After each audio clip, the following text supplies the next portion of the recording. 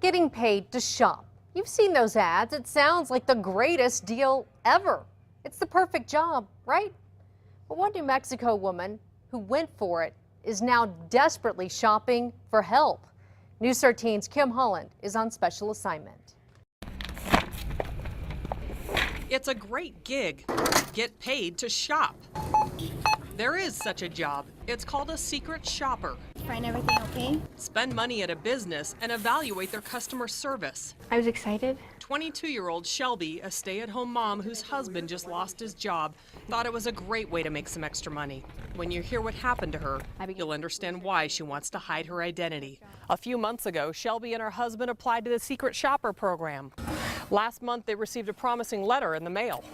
The couple got an acceptance letter and a check for nearly $2,000. It looked completely legitimate. It was signed, had all the security features, and it came from my bank. Shelby deposited the check at her bank.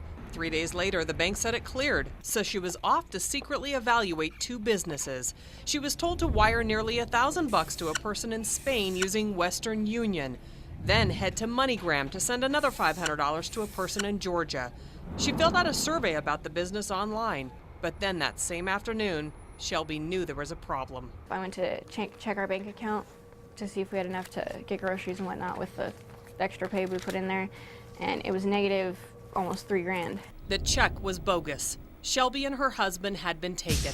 In all, the couple was out more than $3,000. We were out all the fees for Western Union, even though we were able to stop the transfer.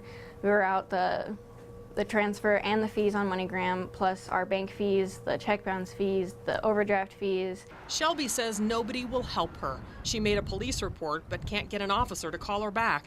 And she feels her bank did nothing to protect her and her husband.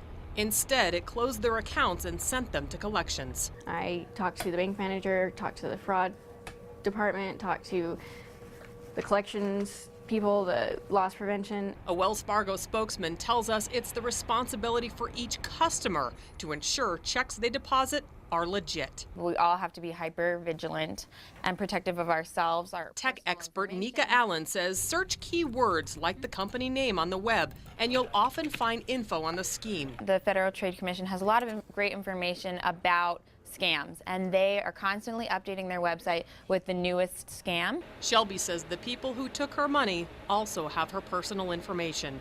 She's worried her identity could be stolen next. This was a hard lesson to learn. On special assignment, Don't fall for quick money. Kim Holland, KRQE News 13. The website for the fake company Shelby fell for no longer exists, but that doesn't mean the people behind it aren't still doing it, just with another name.